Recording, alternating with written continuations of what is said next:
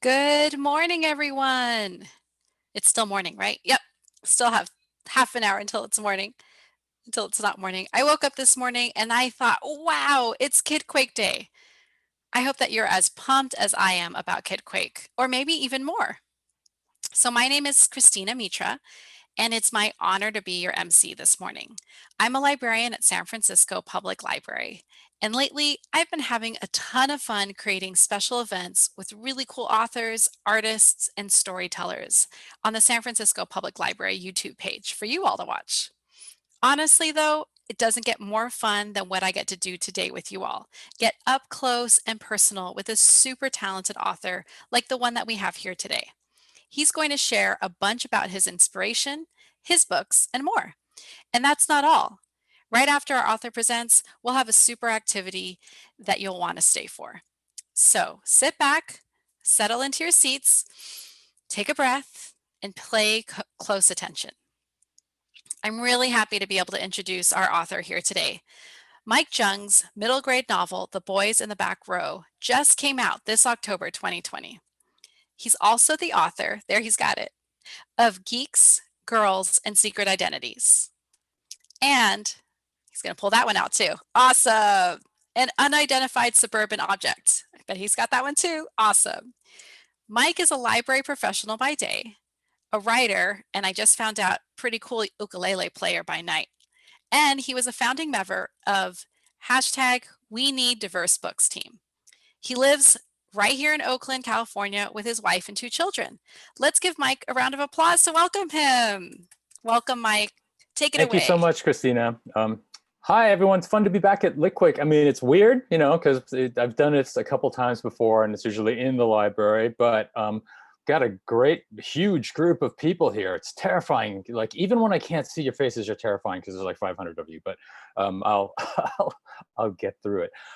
So I'm going to talk about my book, which is called The Boys in the Back Row. But first, I'm going to show you just a fun little video. I think it's fun anyway, that I made that really doesn't have a whole lot to do with the book, but was an excuse for me to get a bunch of friends to send me video clips of their cats. And so I made this video about, it's a music video for a song called Kitten Time. Kitten Time is a song that is briefly mentioned in this book, and then it never appears again. So yeah, not really involved with the plot, but I think it's kind of fun. I thought it'd be a nice way for us to all just kind of like get in the mood here, right? So without further ado, here's my video, Kitten Time.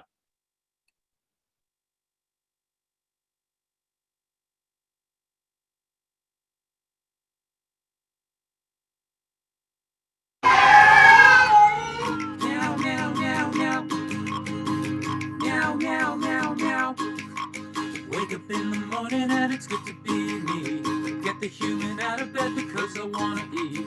Meow 50 times at the top of my lungs. Lick 'em on the eyeball with my kitty tongue.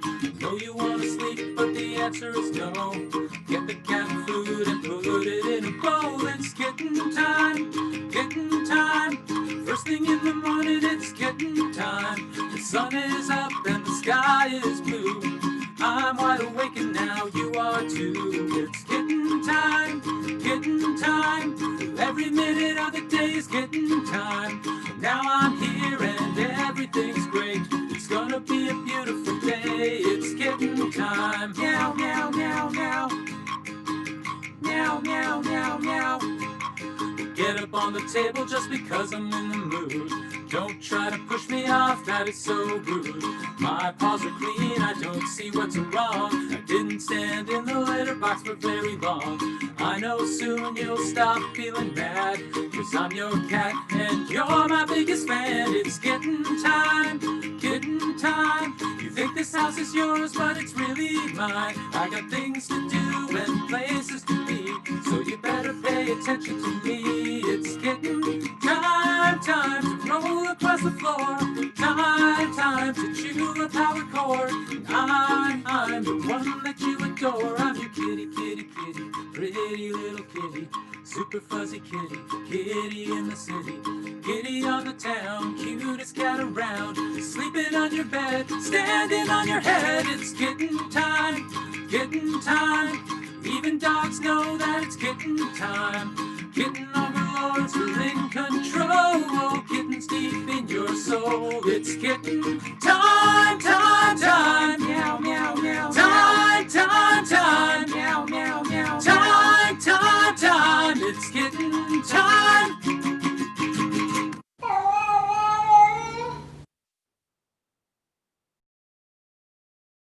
All right, there it is, kitten time.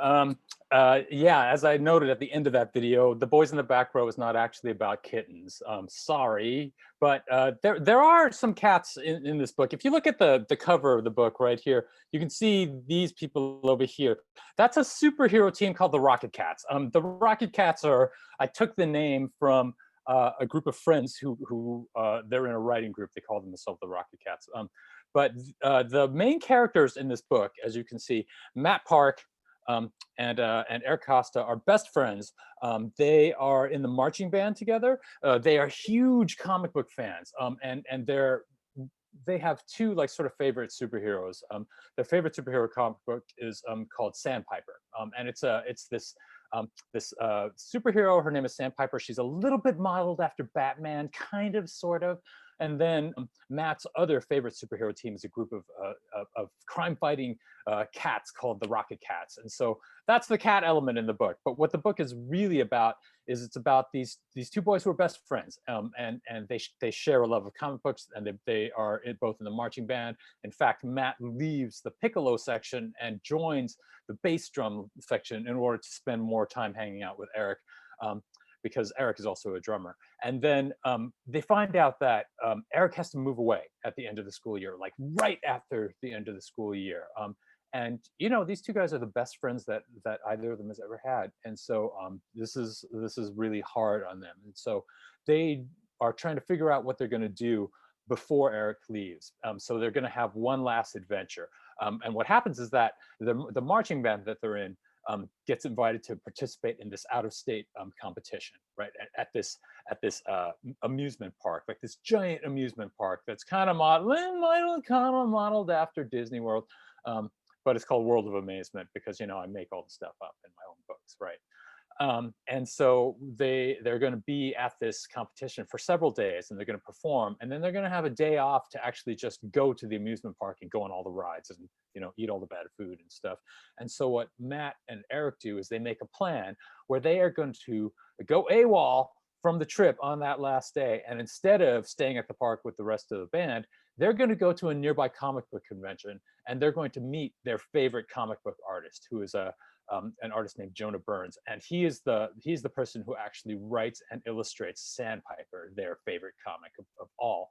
And he's got a new book coming out, right? They're going to get autographed, and so that's the story of the book. And it's really like it's fun. There's a lot of things that happen, I think, that I'm told are funny, but it's mostly about like these two boys who love each other, right? They're best friends.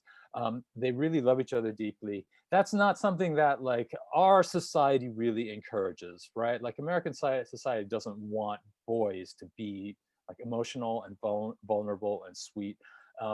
And really it tries to crush that out of us. And so, which is a terrible and unhealthy thing for us. And so I really wanted to write a book about boys who are like, I mean, kind of like I was as a kid, and kind of like a lot of you know, boys I knew and men I know now who really had to fight to stay that way, right? To stay emotional and vulnerable and not become hardened and buy into this idea of like there's a very sort of hard and toxic idea of what it means to be a man in this country. And so I really wanted to write about that. And the characters and the story in this book are very much based on a real life friendship that I had.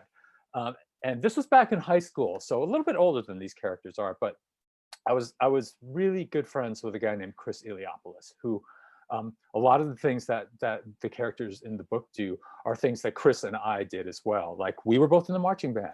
I introduced Chris to comic books because my older brother collected them, and we would like read my older brother's comic books, which we weren't supposed to do because he was like, you know, taking care of them. They were in like plastic bags in the boxes, that whole deal. We would open the boxes, take the comic books out of the plastic bags, read the comic books, read the value out of the collected comic books, basically. But that was a big thing that we did. And when Chris went away to college, we lost touch with each other. And really didn't get back in touch again until almost 30 years later, when we reconnected on Facebook and on Twitter. And so, and we are friends again, which is a wonderful thing. But you know, the things that these boys do, you know, their favorite artist is Jonah Burns, is modeled after a legendary comic book artist named John Byrne. Um, Chris sent me this, you know, when he found out about the publication of my book. He sent me this giant artifact edition of John Byrne's art for the X-Men comic, which is incidentally our favorite John Byrne comic. You know, like the legendary X-Men stories that they make all the movies and stuff about now, like the Dark Phoenix cycle and the Future Past and all of those really epic X-Men stories. John Byrne was the guy who did those, and so. Chris, as it turns out, actually went on to become a real comic book artist. Can you believe that? He actually went on to write or to write and draw and do lettering for Marvel Comics. For example, he did the art for this issue of Hawkeye, which came out a few years ago. And Chris is also a children's book author himself now. So he does a series of books with Brad Meltzer called the Ordinary People Change the World books. You might have heard of some of those. Doing books about people like Amelia Earhart and Jim Henson and Jane Goodall and some really great people. And then he also does graphic novels of his own now. So he wrote and illustrated this book, Cosmic Commandos, which came out a few years ago. And then the sequel to it, Monster Mayhem. He has another graphic novel coming out, I believe it's next year. He's doing a ton of great stuff. And so my friendship with him was the real inspiration for the boys in the back row. And I hope you read the book. I hope you like it. I mean, like, I want you to read the book. That's kind of the point. That's what we like to do as authors, like have actual kids read the books that we write for kids. That's the thing, right? So I hope that you'll give my book a chance. I think that would be fabulous. And I think we are about to head into time to do a Q&A, right, Christina? You have a great internal clock. We are exactly on time. So thank Oh, you good. so much, Mike. That was awesome. I cannot personally wait to get my hands on the boys in the back row. So we do have some questions coming in. Okay, You've great. talked a little bit about this already, but what do you really hope that readers take away from reading the boys in the back row? I think the first thing that I really want to take away is the understanding that being human is something that isn't like restricted to just one like group of people or another. Like it's really easy to think of things like expressing emotion, like telling people that you love them, letting people know how important they are to you emotionally, telling people, talking about the way you feel about things, like if you feel hurt or sad or angry about things, that it's important to talk about those and sharing those kind of feelings with each other. Like there's this tendency to think about that as something that girls or women do, right? And that boys and men don't do that. We don't like talk about how we feel, but it's so important for all of us to do that. Like every single one of us. Like it's important for our well-being. It's important for how we develop our friendships. It's important for the way that we actually really be as fully human as we are. And it's not easy sometimes for boys because like there's a lot of pressure to not do that. But that's the thing that I really would hope people would take away. I mean, yes, comic books are awesome, you know. Yes, marching band is actually fun if it's a thing that you do. But most importantly, it's like, you know, love is important for all of us, and we need to feel it and express it. Right on. Well, as someone who grew up with almost exclusively brothers, boy Mm-hmm. cousins, boy neighbors, I really appreciate that. So No, thank you. transitioning to something differently. So Yes, obviously you're a big comic book fan, I am. and I'm sure that there's lots of viewers here who also are. Mhm. So, you know, we've hear this over and over again, but what do you think about when people question whether or not they are real books? I can't say all of the things that I think when I hear about that, because some of them are not at all nice, and some of them are not language that's appropriate to use in every form. I obviously I don't agree with that at all. I think that one of the biggest disservices that we do to kids and young readers is to try and tell them like there's one right way to be a reader, right? Like there's only one right kind of book, or you can only read the classics, or there are things which should be off limits to you and are meaning and aren't meaningful.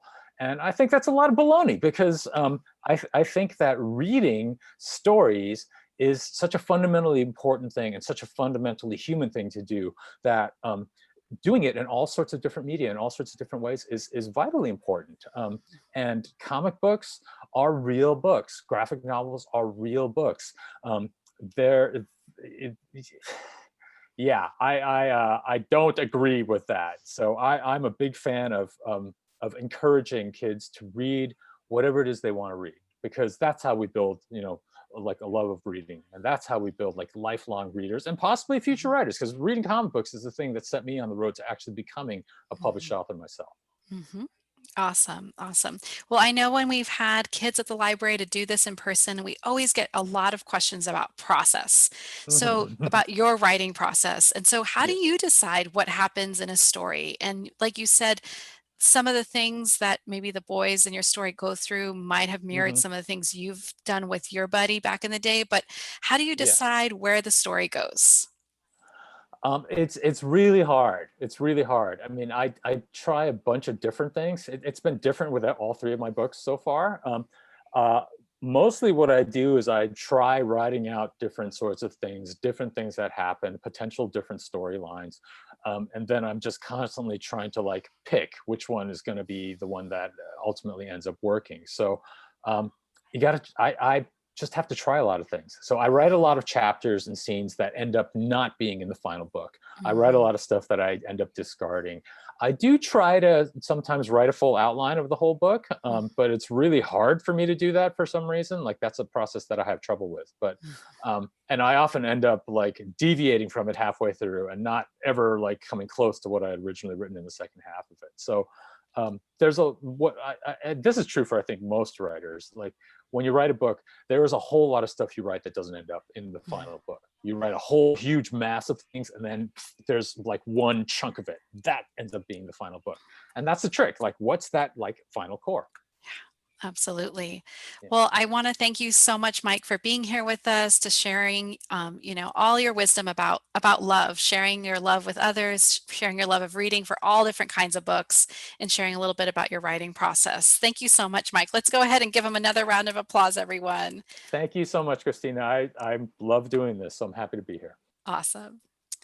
Great. Well, now I think that we are ready to do something special with our hands. So I'd like to introduce our activity leader, Chad Johnson. I'm going to go ahead and give a little introduction and then pass it on to Chad's. So Chad Johnson is an artist, printer, bookbinder, and teacher who's been living in the Bay Area for 20 years. After he earned his MFA in book arts and printmaking from the University of the Arts in Philadelphia, he has worked in conservation labs, letterpress shops, and libraries. He conserves historic books, analyzes collections of rare books, and works with artists and authors, helping them print professionally on many different letterpress machines. And I think he's going to show you some of those right now. As a San Francisco Center for the Book studio director and resident instructor, he enjoys helping students and artists learn to express themselves through handmade books. So let's welcome Chad with a little bit of shine. Here's some shine for you, Chad. Take it away. Thank you so much, and welcome everybody. I'm here actually talking to you from the bindery of the San Francisco Center for the Book. We have been here in the Potrero Hill neighborhood of San Francisco for 25 almost years. It'll be soon. We'll celebrate that big anniversary. But what we started as an organization that celebrated artists who want to make books, and we work with lots of authors and lots of different artists, but we really wanted to like make a place where we could encourage people to learn how to make books themselves. So what I'm going to do today is just talk a little bit about how we think about the book. And then I'm going to show you how to make a couple quick books that you can do with stuff that you have pretty much at home or around your classroom or wherever you might be watching this or getting to do this later on. So briefly, I wanted to talk about what is a book. And that seems like a really obvious question. I mean, what is a book? A book it's a book. But what is it and what does it do? I mean, Kristen was just asking Mike about, is a comic book a book? Is a graphic novel a book? Yeah. In my mind, yes. Because the basic definition that I can come up with, and I've read a lot about book history and thought about book objects. A book is a machine that carries information from one place to another. that's what it does, right? An author has some ideas, he puts them, she puts them into a manuscript. That manuscript gets bound up into pages and then made into a book, and then it can go anywhere, right? So a book can be as elaborate as a big old dictionary that's hard to move around, or it can be as simple as a note that you write on a piece of paper to your friend and you fold it up and pass it over in class when your teacher's not looking, and then you've shared information with an object. And so that's really how we think about books. And so we encourage all different ways of making books and thinking about books and talking about books. So briefly, when we think about the history of books, when we often just think about a regular book object, something like what was behind Christina in that last shot, just rows and rows of books on a shelf. But books didn't always look like that. If it's a machine that's carrying information, books probably first started looking like a clay tablet where someone pushed cuneiform wedges into it and then recorded some information that way, and then passed that off to their accountant or their farmer or whatever. And so that was early things. And then there was also early like stone slabs. And so maybe a lot of us have heard the stories of the 10 Commandments being on stone tablets. And there were lots of ways of passing information that way. Kind of heavy, those stone tablets. So they needed to kind of come up, the portability and the mobility of the object started to matter a lot more. So then it moved into, as we got further and further along with technology, there were figured out ways of taking papyrus and smashing that down. And then if you smash down a bunch of pieces of papyrus and put them together, you can make a nice long roll, and then you can make a scroll out of that, right? And a scroll is basically a long rolling piece of paper that you can write a long story along that. Again, though, with the scroll, it's kind of tricky to flip back and forth. You can't jump back and forth along a scroll the way you can in a book.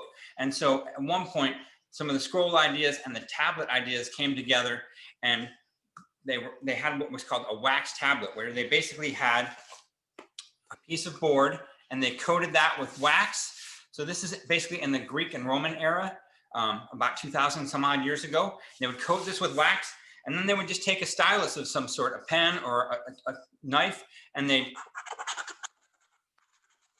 carve letters into that wax coating on that surface. And then you can move that around. You can talk with that, but it can only hold so much, right? On the one piece of tablet. So they figured out if they piled a bunch of them together, if you took multiple tablets and you piled them together, oh, well then I can have a bunch of ideas, but if I want to keep them in order, I can just bind them along one edge.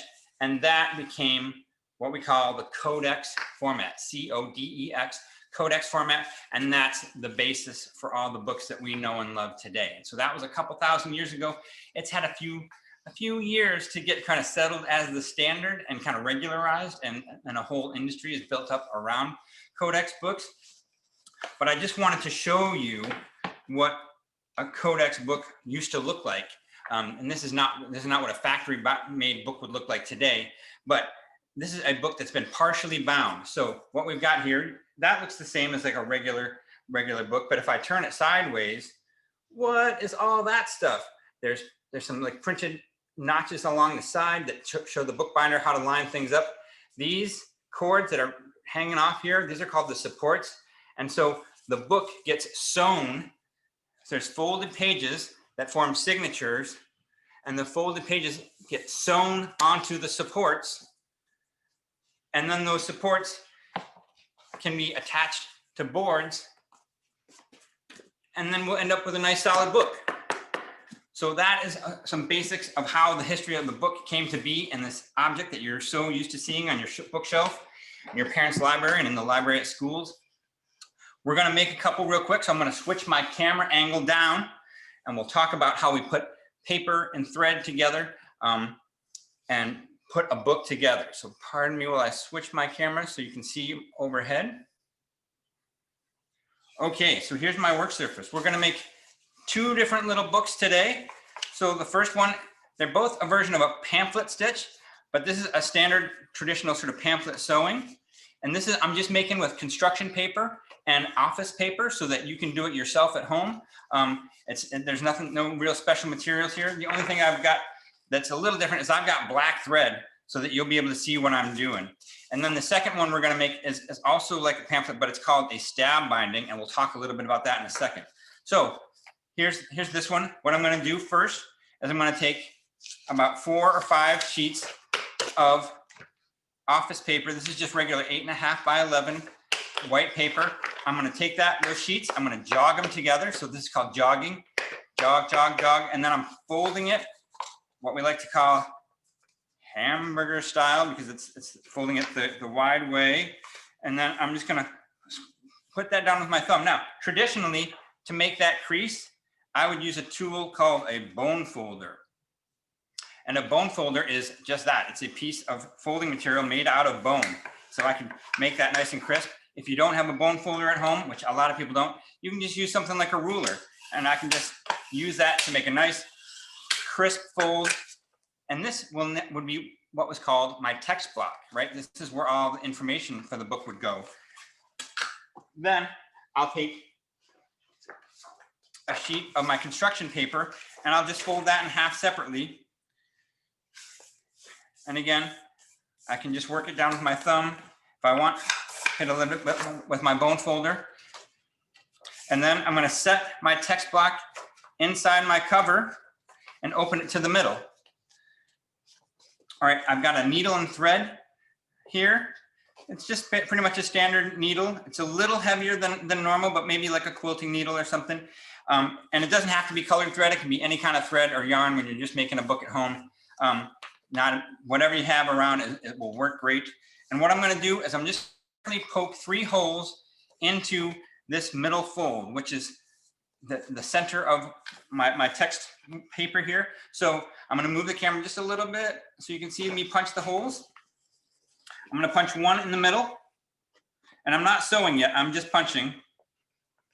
So I punch one in the middle. I punch one about 1 inch from the top, and then I'm going to punch one about 1 inch from the bottom. All right, now I've got 3 holes, 1, 2, 3 in my text block. I'm going to move the camera back a little bit. And I'm going to sew this really quickly right on the desktop. So I'm going to go into the middle hole, come out. I leave about 1 inch or 2 of tail there. The thread should be a couple lengths longer than your maybe twice the height of your pages. So in this case, that means my thread's probably about 20 inches or so. So I'm going to go from the middle hole, then I go out to the outside, up to the top hole. I come in through the top hole, and then I go all the way down to the bottom hole, and I'll go back out. And then I'm going to go back into the middle hole one more time.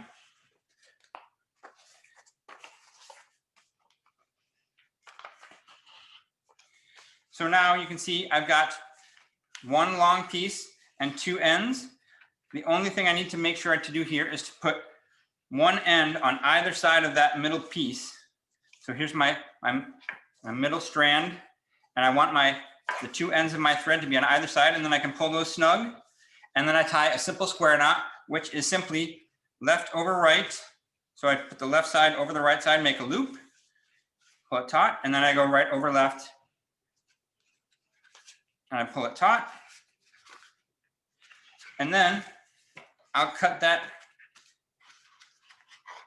thread, and I've got a working book. Get my thread out of the way, and I've got a working book with a cover and then a place to put all my information, whether it's a grand sketch for a novel or a drawing of my kitchen countertop or whatever information I want to put in this vessel. That's the simplest way to make a pamphlet stitch book. Now, some of you may not have needles and thread at home, but maybe you've got a stapler. So we're going to go make another one now called a stab binding. And the stab binding, traditionally, I got a mini small model here. A stab binding traditionally looked like this. And these really came out of Japan and some of the other countries in Asia where they had thinner paper. And so they wanted to have their books, the open end would be along the spine here. This is called the spine side. So the open end of the pages would be along the spine. So they wanted to be able to sew it that way. So this is what's called a stab binding because we'll stab through the stack. If I was normally doing this with my needle and thread, I'd stab through the whole stack and then pull the thread around and wrap it that way. we're not gonna make that elaborate thing right now. What we're gonna do is a similar version with a stapler. So I'm gonna take another set of my copy paper. Again, this is an 8.5 by 11 sheet of white copy paper. I'm gonna fold it. Again, I'm gonna go ahead and use my bone folder, but whatever folding tool you got, then I'll take a sheet of my, again, construction paper. This is just colored construction paper, 8.5 by 11. I'll fold that. And now I'm gonna set this in here. Now what you'll notice is I'm just gonna use a regular old stapler, right? Now, if I wanted to try and staple into the middle of this page, oh, I can't reach. Oh, it doesn't work. That's okay. That's why we're gonna do a stab binding. So what I'm gonna do is I'm just gonna try and shoot for right at the edge. So I'm gonna get the close up of the camera. You can see that I'm gonna be just about 1/8 of an inch from the edge, maybe an inch down from the top of the top corner. And then I'm gonna punch. And there's one staple. And then I'll do that again in the middle. And I'll do that one more time at the bottom. Now I've got 3 staples along the edge of my book. Now here's one thing I'm gonna do. I'm gonna move my camera back again real quick. You can use your table as a tool. So what I'm gonna do is I'm gonna scoot the book is right at the edge. You can see that, nice and flush to the edge. I'm gonna scoot it off just about 1/4 of an inch, just past those staples. And then I'm gonna hold the book down with one hand, and with the other hand, I'm just gonna make a fold, just like that. Just a nice little fold, just pushing it over the edge, using the edge of the table to fold over. And then I'm gonna flip the book, line it up with that fold, and do it the other direction. So that is called reversing the fold. Boom, boom. And then once I put the book down, I can make that fold nice and sharp on both the covers. And you can see again, I've now got a book that's ready to go and fill up with whatever information I got. Now, one thing you'll notice about this book is we lose a little bit of space here in the middle because we folded that 1/4 inch here. We're gonna lose about 1/2 inch in what's called the gutter of the book. So there's all these different parts that make the machine work and different mechanics to put it together. But with paper and some fasteners and thread and staples, you can make all sorts of cool books that you want to make. And so I encourage everyone to try and get out a book on bookbinding at home and try out making books on your own, because there's nothing like making your own book to get excited about how books go together and what they can do for us. Right on. Thank you so much, Chad. With what a dynamic duo we've had today. Mike talking about his process of writing books, and then Chad just showed you some really easy ways to make books just with things that you probably have at home. So let's go ahead and give Chad another round of applause. Thank you so much for bringing your talents with us today, Chad. Oh my goodness, as we wrap up our time together, I just want to say it's been so great to be your MC today. Don't forget to use your Scholar card. It's your very own SFPL library card that gives you all the access to get the books that you've learned about today, including physical books that you can hold, ebooks that you can read on your devices, books you can read, listen to, magazines, and even shows and movies that you can watch. So we hope that you can check out our website, sfpl.org, for more things to learn about, see, and do. It has been so amazing being with you today. I hope that you have a great rest of your day, and thank you for joining us at Kidquake. Goodbye, everyone.